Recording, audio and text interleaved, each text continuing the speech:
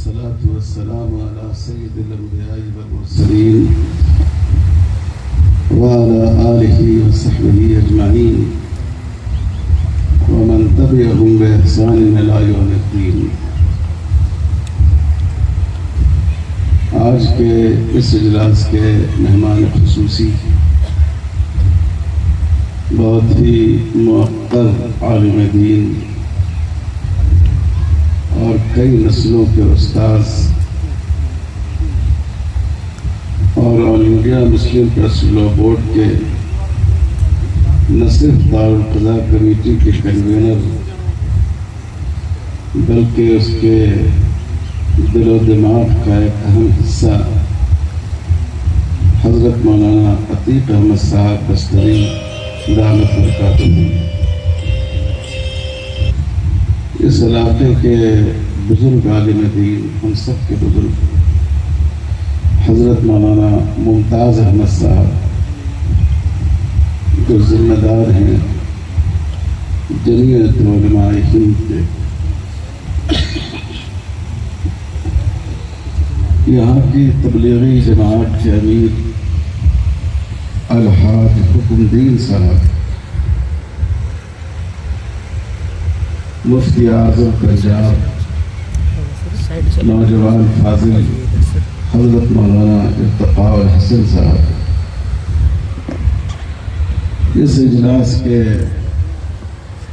داعی اور اس کے فعال منتظم حضرت مولانا نور احمد صاحب ندوی، علاقے کی بزرگ شخصیت پیر جی دامت برکاتہ کے نمائندہ جناب مولانا محمد عارف صاحب، اس اجلاس کو کامیابی تک پہنچانے والی ایک اہم شخصیت اور ملک کے معروف نوجوان داعی و مصلح حضرت مولانا عبدالمالک مویسی صاحب، جامع مسجد چنڈی گڑھ کے امام و خطیب، جن سے ہم لوگوں کو چنڈی گڑھ میں بھی ملاقات کا شرف حاصل ہوا کل، حضرت مولانا اجمل صاحب، محترم جناب ڈاکٹر عبدالکریم آزاد صاحب، مفتی عبدالعزیز صاحب، All India Muslim Press Law Board کے ہمارے دوست جناب مولانا تبریز عالم صاحب قاسمی، لکھنؤ سے آئے ہوئے ہمارے بعض احباب اور دلی سے آئے ہوئے مولانا وقار احمد صاحب لطیفی، مولانا نجیب الحسن ندوی اور بہت سارے حضرات علماء کرام کہ میں ان کے نام سے واقف نہیں ہوں، لیکن ان کے روشن چہروں کے نقوش ہمارے دل پر ثبت ہے۔ آج جب میں یہاں آیا اور ان پہاڑوں کے درمیان اپنے آپ کو پایا تو پہلا تأثر جو ہمارے ذہن میں آیا وہ یہ ہے کہ دین حق کی روشنی کا آغاز ہمیشہ کوہساروں اور پہاڑوں سے ہوا ہے۔ حضرت موسیٰ علیہ السلام کو اللہ کی کتاب دینے کے لیے کوہ طور پر طلب فرمایا گیا اور وہی ان پر تجلیات ربانی کا ظہور ہوا۔ ہمارے رسول صلی اللہ علیہ وسلم کو اللہ کی طرف سے نازل ہونے والی پہلی وحی کے لیے من جانب اللہ حرا کی پہاڑی کی طرف متوجہ کیا گیا اور اسی کی چوٹی پر قرآن مجید کا نازل ہونا شروع ہوا۔ جب آپ صلی اللہ علیہ وسلم نبی بنائے گئے تو آپ کعبۃ اللہ کے صحن میں کھڑے ہو کر بھی لوگوں کو اللہ کے دین کی طرف دعوت دے سکتے تھے، لیکن آپ صلی اللہ علیہ وسلم نے اس کے لیے صفا کی پہاڑی کا انتخاب فرمایا، اور ان پہاڑیوں سے کی جو آواز بلند ہوئی وہ دور دور تک پہنچی اور دیر دیر تک باقی رہی۔ انشاءاللہ آج جب ہم اس کوثر میں جمع ہیں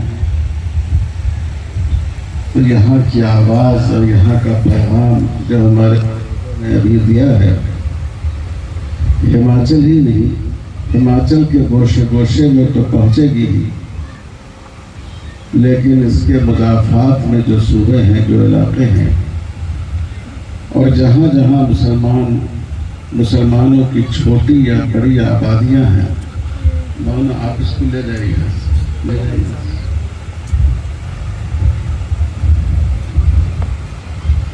ہر جگہ انشاءاللہ یہ آواز پہنچے گی۔ میرے بھائیوں اور بزرگوں، دو وجہ سے میرے لیے کوئی لمبی بات کرنے کا موقع نہیں۔ ایک تو ہمارے دوستوں نے اور بزرگوں نے ہر موضوع پر جو قضا سے متعلق ہو سکتے تھے بہت ہی وضاحت اور تفصیل سے روشنی ڈال دی۔ حضرت مولانا عتیق احمد صاحب کا خطاب آپ نے سنا، بہت ہی بصیرت افروز، اور ہمارے عزیز دوست مولانا ارتقاء الحسن صاحب نے بھی اس کے مالہ مالے پر پوری تفصیل آپ کے سامنے رکھ دی، اور پھر ہمارے دوسرے بزرگوں نے جو اس کی تائید کی۔ میں بھی اگر عرض کرتا تو یہی کچھ عرض کرتا، اگر وہی بات میں آپ سے کہوں تو ایک ہی بات کا اعادہ ہوگا۔ دوسری بات یہ ہے کہ ظہر کی اذان ہو چکی ہے اور وقت بھی اب بہت کم ہے، اس لیے میں بہت مختصر طور پر آپ سے 3 باتیں عرض کرنا چاہتا ہوں۔ 5-5 منٹ میں انشاءاللہ میں کوشش کروں گا کہ ان میں سے ایک ایک موضوع کے بارے میں آپ سے اپنی گزارش پیش کروں۔ پہلی بات یہ ہے، قضا کی اہمیت آپ نے سنی۔ سیدنا حضرت عمر رضی اللہ تعالیٰ عنہ کا ارشاد آپ نے سنا۔ نظام قضا اصل میں اللہ تعالیٰ کا جو حکم ہے، اطیعوا اللہ و اطیعوا الرسول و اولی الامر منکم، اللہ کی اطاعت کرو، اللہ کے رسول صلی اللہ علیہ وسلم کی اطاعت کرو، اور اپنے میں سے ان ذمہ داروں کی اطاعت کرو جو اللہ اور رسول کے حکم کی طرف تم کو دعوت دے۔ اسی کی تعمیر، اسی کو پورا کرنا، یہ نظام قضا کا مقصد ہے۔ مسلمان چاہے اکثریت میں ہو یا اقلیت میں ہو، مسلمانوں کے پاس طاقت کے ذریعے فیصلے کو نافذ کرنے کی صلاحیت ہو یا نہیں ہو، ہر جگہ کے لیے قرآن نے یہ حکم دیا ہے۔ قرآن نے یہ نہیں کہا کہ جہاں تم کو طاقت ہو تم اللہ کے فیصلے کو نافذ کر سکتے ہو، وہاں اللہ کی اطاعت کرو، اور جہاں اس کی طاقت نہ ہو وہاں اپنے خواہش کی اور اللہ کے حکم کے خلاف فیصلہ کرنے والوں کی اطاعت کرو۔ یہ قرآن پاک نے کہیں حکم نہیں دیا۔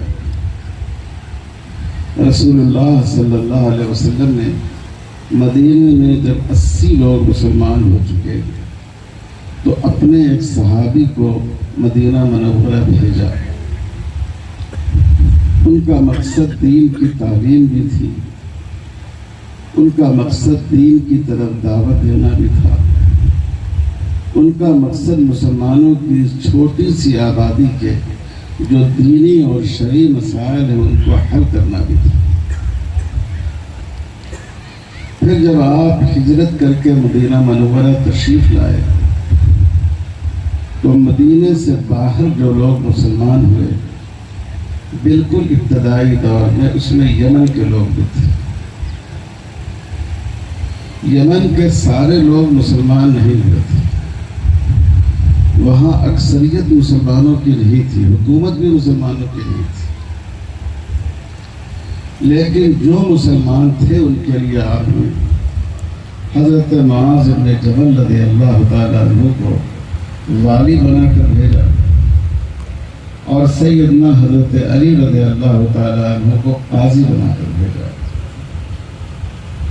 اور حضرت علی کو ہدایت بھی فرمائی کہ جب کوئی نیا مسئلہ پیش آیا تو دوسرے اہل علم سے، اصحاب فہم سے مشورہ بھی کر لیا کرو۔ تو معلوم یہ ہوا کہ اگر کوئی ایسا خطہ ہو جہاں مسلمانوں کی اکثریت نہیں ہو، آپ کی پولیس نہیں ہو، آپ کی فوج نہیں ہو، آپ کی طاقت نہیں ہو، تب بھی قانون شریعت کے مطابق فیصلہ کر دینا اور مسلمانوں کے لیے اس فیصلے پر عمل کرنا واجب ہے۔ جیسے نماز فرض ہے، لیکن ہمارے ہاں مسجد لانے کے لیے پولیس نہیں جاتی ہے کہ چلیے آپ مسجد، ورنہ آپ کو جیل میں ڈال دیا جائے گا۔ ایمان کی قوت ہم کو مسجد لاتی ہے، دھوپ ہو، ٹھنڈ ہو، بارش ہو، ایمان کی طاقت ہمیں مسجد لاتی ہے۔ جیسے رمضان المبارک کا مہینہ شروع ہوتا ہے تو ہمارے گھر پر پولیس کا پہرا نہیں لگتا ہے کہ صاحب آج کھانے پینے کی آپ کو اجازت نہیں ہے، کوئی کھانے پینے کی چیز آئی تو ہم آپ کو اریسٹ کر لیں گے۔ ایمان کی طاقت ہم سے روزہ کرتی ہے۔ جو لوگ صبح ناشتے میں تاخیر ہو تو گھر میں لوگوں سے الجھ جاتے ہیں، رمضان المبارک میں اللہ کا یقین ان کو صبح سے لے کر شام تک خوشی خوشی بھوکے رہنے پر آمادہ کرتا ہے۔ تو اللہ کے حکم پر عمل کرنے کے لیے پولیس کی طاقت کی ضرورت نہیں ہے۔ اسلام میں پولیس تنظیم کے لیے، چیزوں کو منظم کرنے کے لیے، ایک مسلمان کے لیے شریعت کے احکام پر عمل کرنے کی جو طاقت ہے وہ ایمان کی طاقت فراہم کرتی ہے۔ مسلمان سارے کام اسی ایمان کی طاقت کے تحت کرتا ہے۔ آپ دیکھیے کتنے بڑے بڑے مدرسے چل رہے ہیں۔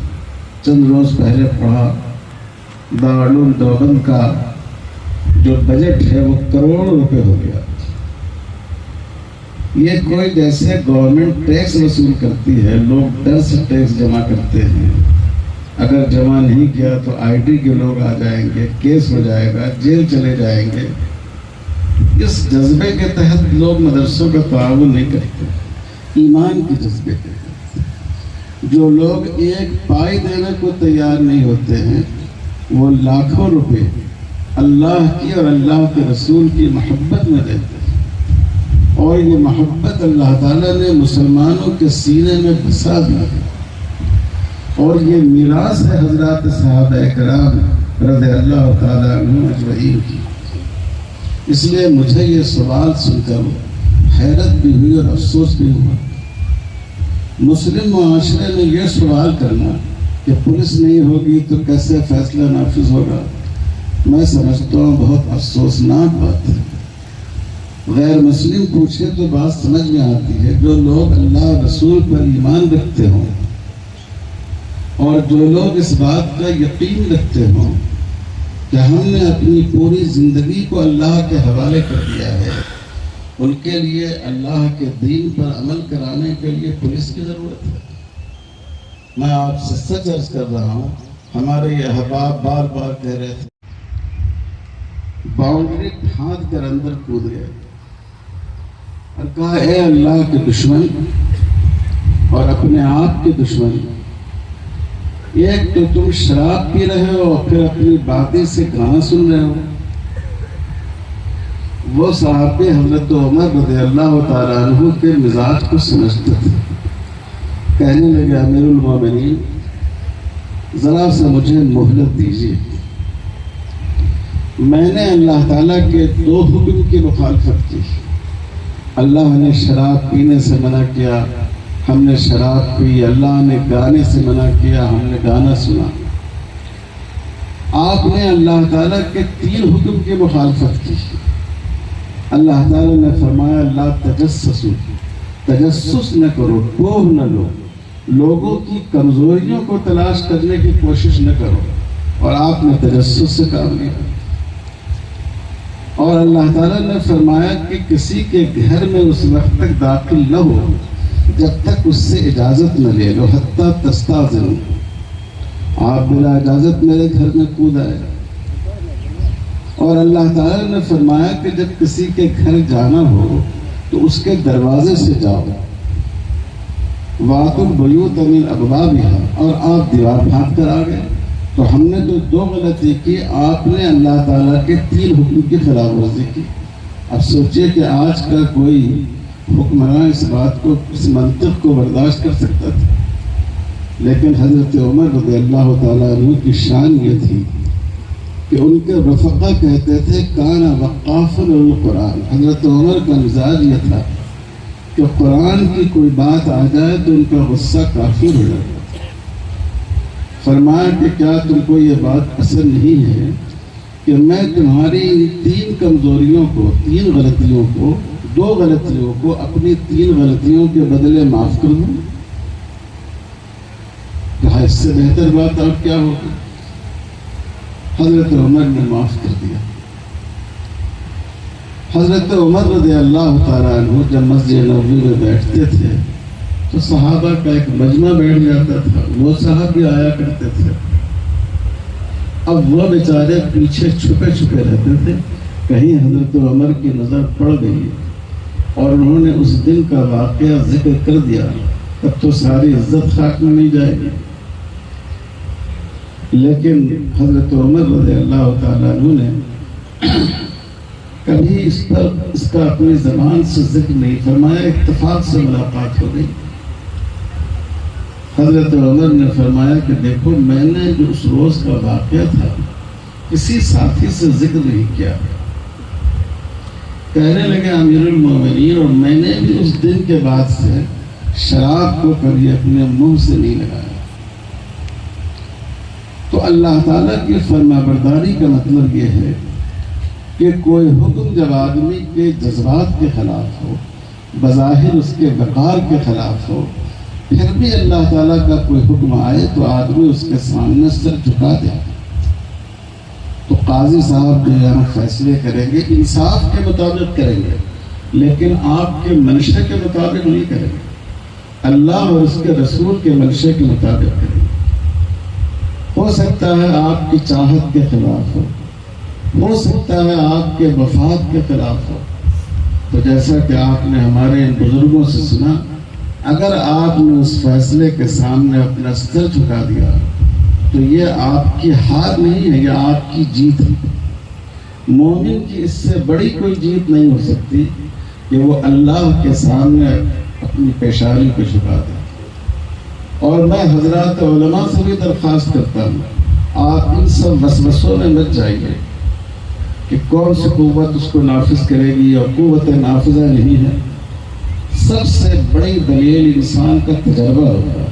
ابھی آپ نے سنا کہ کتنے سارے مقدمات کے فیصلے ہوتے ہیں اور 1% سے بھی کم ایسے فیصلے ہوتے ہیں کہ جس میں فریق مخالف عدالت میں جاتا ہے۔ اور یہ بھی میں آپ کو بتا دوں کہ اب ہمارے ملک میں ایسی فضا پیدا ہو رہی ہے کہ بہت سے لوگ اگر دوسری جگہوں سے فیصلہ کراتے ہیں تو مسلم معاشرہ اس کو قبول نہیں کرتا ہے۔ تو ایسی فضا اور ایسا ماحول ہمیں اس ملک میں بنانا چاہیے کہ ہم اپنی مرضی سے شریعت پر عمل کریں گے، اور انشاءاللہ آپ حضرات ضرور عمل کریں گے۔ سب لوگ عمل کریں گے بھائی انشاءاللہ، انشاءاللہ۔ دوسری بات یہ عرض کرنی ہے، مجھے بڑی مسرت ہے کہ یہ جو جس کیمپس میں ہم لوگ اس وقت ہیں موجود، اس میں ایک مدرسہ بھی قائم ہے، مدرسہ سیدنا ابو ہریرہ رضی اللہ تعالیٰ عنہ،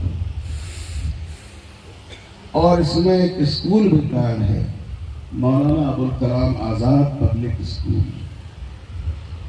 یہ بڑی خوشی کی بات ہے۔ میں تعلیم کی اہمیت پر آپ سے بات کروں تو بات لمبی ہو جائے گی، لیکن بعض دفعہ نقصان کا اندیشہ آدمی کو فائدے کی امید سے زیادہ متاثر کرتا ہے۔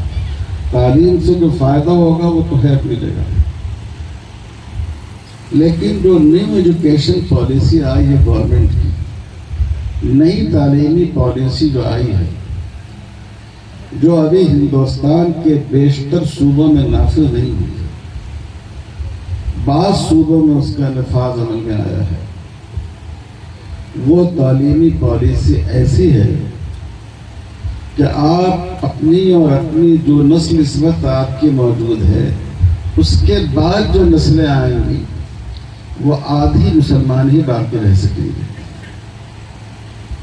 اس نئی تعلیمی پالیسی کے تحت آپ کے بچوں کو گیتا کے پاٹھ پڑھائے جائیں گے، 5th سے لے کر اور 10th یا 12th تک۔ اور آپ کو معلوم ہوگا کہ جو اس وقت برسر اقتدار پارٹی ہے، جب اس سے کہا گیا کہ ہمارے ملک کے سیکولر ڈھانچے کے مطابق سرکاری اداروں میں کسی خاص دھرم کی تعلیم نہیں دی جا سکتی، تو انہوں نے کہا کہ گیتا ہندو پستک نہیں ہے، دھارمک پستک نہیں ہے، یہ ہماری نیشنل پستک ہے، اس لیے ہم اسے پڑھائیں گے۔ تو آپ سوچئے کہ آپ کے بچے محمد الرسول اللہ صلی اللہ علیہ وسلم کو تو نہیں پڑھ سکیں گے، کرشن جی کو تو نہیں پڑھ سکیں گے، یہ ازواج مطہرات کو تو نہیں پڑھ سکیں گے، لیکن کرشن جی کا ذکر پڑھیں گے اور ان کے متعلقین کا ذکر پڑھیں گے، ان کی تعلیمات کا ذکر پڑھیں گے، تو آپ کے بچوں کا کیا ذہن بنے گا؟ اس نئی ایجوکیشن پالیسی کے تحت اسکولوں میں سرسوتی جی کی وندنا ہوگی، ان کی پوجا ہوگی۔ بچوں کو بتایا جائے گا کہ دیکھو یہ ایجوکیشن کی دیوی ہے، یہ اگر تم پوجا کرو گے تو اس کی وجہ سے تمہارے اچھے مارکس آئیں گے، تم تعلیم میں آگے بڑھو گے۔ اس پر بھی اعتراض کیا گیا، لیکن جواب یہ دیا لوگوں نے کہ ہم مسلمان بچوں پر لازم نہیں کریں گے، یہ آپشن ہوگا بچوں کے لیے، وہ چاہیں تو اس میں شریک ہوں یا شریک نہ ہوں۔ آپ سوچئے کہ جہاں 1000 بچے پڑھ رہے ہوں اور وہاں 150 مسلمان بچے ہوں، تو اگر ان کو قانونی طور پر مجبور نہیں بھی کیا جائے تو وہ اس ماحول سے متاثر ہوں گے یا نہیں ہوں گے؟ ان میں غیر اللہ کی اور دیویوں دیوتاؤں کی عظمت اور ان کی معبودیت کی سوچ پیدا ہوگی یا نہیں ہوگی؟ ان اسکولوں میں درگا جی کی پوجا ہوگی، یہاں یوگا کے نام پر ان کو سوریہ نمسکار سکھایا جائے گا۔ آپ جانتے ہیں یوگا کا ایک حصہ سوریہ نمسکار ہے، سورج کی طرف رخ کر کے ایسے کلمات کہنا جس سے سورج کے معبود ہونے کا مفہوم ظاہر ہوتا تھا۔ آپ سوچئے کیا کسی مسلمان کے لیے روا ہے؟ حضرت ابراہیم علیہ السلام نے سورج پرستی اور چاند پرستی ہی کے خلاف تو آواز اٹھائی تھی۔ اس کتاب میں جو ہندو دیومالائی کہانیاں ہیں، اس کو اس ملک کی قومی کہانیوں کے لحاظ سے واقعات کے طور پر پیش کیا جائے گا، اس طرح بیان کیا جائے گا کہ یہ باتیں واقعی پیش آئی ہیں۔ آپ جانتے ہیں بچوں کا ذہن سادہ ہوتا ہے، اگر ان کے ذہن میں اس طرح کی باتیں ڈال دی جائیں ان کا اس پر یقین قائم ہو جائے گا۔ آپ نے دیکھا ہوگا ایک فلم ہندوستان میں چلی تھی جو اصل میں ہندو فکر کو نمایاں کرنے کے لیے تھی۔ ایک صاحب حیدرآباد میں ہمارے دوست ریٹائرڈ سیشن جج تھے، وہ اس زمانے میں ہم لوگ ٹی وی کی بہت مخالفت کرتے تھے اور وہ اس کی بڑی حمایت کرتے تھے۔ وہ ایک دن ہم سے اچانک ملے، کہنے لگے کہ مولانا آپ نے جو منع کیا تھا میں اس کا قائل ہو گیا۔ میں نے کہا کہ انقلاب کیسے آیا؟ کہنے لگے کہ ہمارا جو گھر ہے پورا موحد گھر ہے، توحید کو ماننے والا گھر ہے، اہل حدیث کے لوگ۔ لیکن میں نے دیکھا کہ جب وہ فلم آئی تو میری بیٹی نے فوراً دونوں ہاتھ جوڑ کر اور سر جھکا کر گویا احترام کے کلمات کہے تو میرے پیروں تلے سے زمین نکل گئی کہ یہ ہمارے گھر میں شرک کی بنیاد پڑ رہی ہے۔ تو یہ ایک گھر کی بات نہیں ہے، گھر گھر میں شرک کی بنیاد پڑ جائے گی۔ خدا نخواستہ اور ہزار بار خدا نخواستہ۔ اس لیے میرے بھائی اور بزرگوں، میں آپ سب حضرات سے درخواست کرتا ہوں، ہر جگہ جہاں مسلمانوں کی آبادی ہو اسی طرح کے اسکول آپ اپنے یہاں قائم کیجیے۔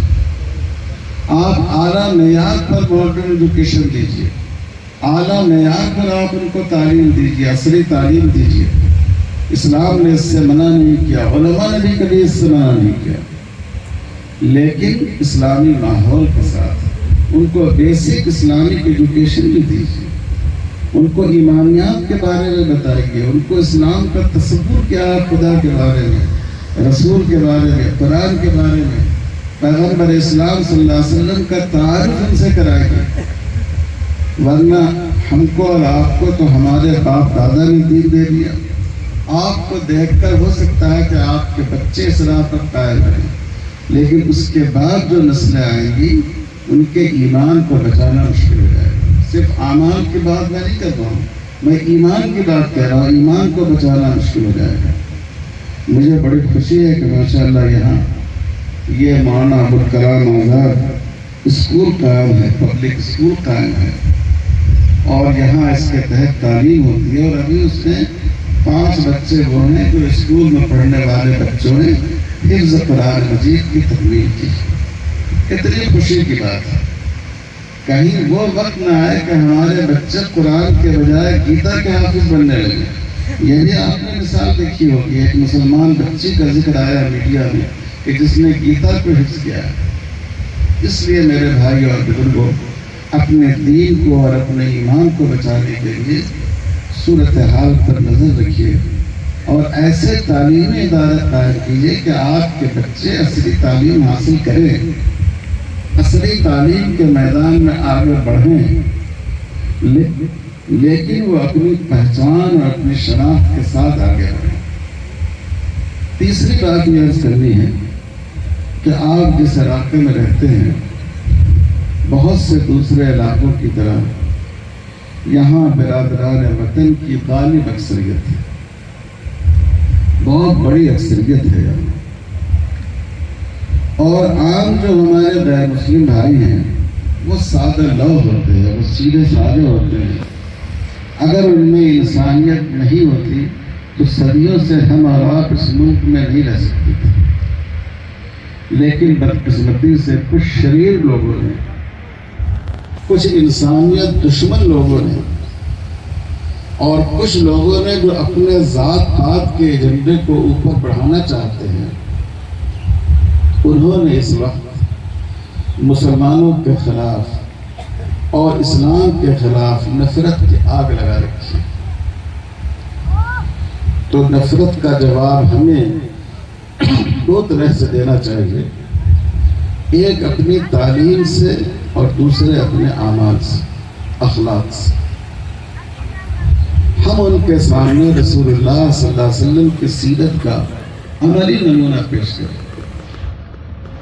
آپ صلی اللہ علیہ وسلم نے غیر مسلموں کے بارے میں فرمایا، حضرت علی رضی اللہ تعالیٰ عنہ کی روایت ہے، ان دماءہم کا دمائنا و اموالہم کا اموالنا، ان کے خون ہمارے خون کی طرح، ہمارے لیے ان کا خون بھی اتنے ہی قابل احترام ہے جتنا ایک مسلمان بھائی کا خون قابل احترام ہے، اور ان کا مال بھی اتنے ہی قابل احترام ہے جتنا ایک مسلمان بھائی کا مال قابل احترام ہے۔ اور بعض روایتوں میں ہے وَأَعْرَاضُهُمْ كَأَعْرَاضِنَا، ان کی عزت و آبرو ہماری عزت و آبرو کی طرح۔ اسی لیے آپ جانتے ہیں کہ اسلام نے کسی غیر مسلم پر ہاتھ یا قصور ہاتھ اٹھانے کی اجازت نہیں دی ہے، کسی غیر مسلم کا مال چوری کرنے کا وہی گناہ ہے جو گناہ کسی مسلمان کا مال چوری کرنے کا۔ کسی غیر مسلم کا مال چوری کرنے پر ایک ایسی حکومت جہاں قانون شریعت نافذ ہو وہی سزا ہے جو کسی مسلمان کا مال چوری کرنے پر۔ جس طرح ایک مسلمان عورت کی عزت و آبرو ہمارے لیے قابل احترام ہے اور کسی عورت کی بے حرمتی جائز نہیں ہے، ہماری ایک غیر مسلم بہن کی عزت و آبرو بھی ہمارے لیے اتنی ہی قابل احترام۔ کسی غیر مسلم بہن کے ساتھ زیادتی غیر مسلم ہونے کی وجہ سے جائز نہیں ہے۔ تو ہم اپنے اخلاق کے ذریعے، آپ صلی اللہ علیہ وسلم نے فرمایا کہ من لم یعقر کبیرنا فلیس منا ومن لم یرحم صغیرنا فلیس منا۔ اس میں مسلمان کے قید آپ نے نہیں لگائی۔ ہمارے سماج میں جو اپنے بزرگوں کا احترام نہیں کرتا ہو وہ ہم میں سے نہیں ہے، جو اپنے چھوٹوں کے ساتھ شفقت نہیں کرتا ہو وہ ہم میں سے نہیں ہے۔